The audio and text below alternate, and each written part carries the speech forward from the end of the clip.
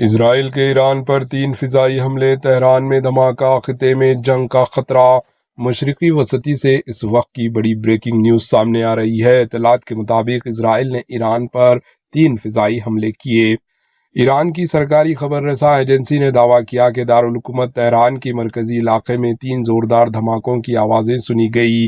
دوسری جانب اسرائیل کے وزیر دفاع نے بیان دیا کہ اسرائیل نے ایران کے خلاف ایک پری امپیوٹ اٹیک شروع کیا۔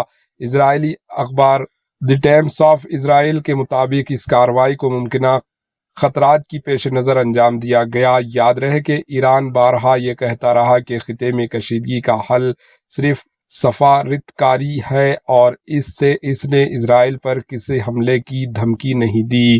فی الحال دونوں کنٹریز کی جانب سے مزید تفصیلات سامنے نہیں آئی ہے، تاہم اس پیش رفت نے پورے خطے میں تشویش کی لہر دوڑا دی۔ ماہرین کا کہنا ہے کہ اگر کشیدگی میں اضافہ ہوا تو اس کے اثرات عالمی سطح پر بھی محسوس کیے جا سکتے ہیں۔ Bureau report, H news.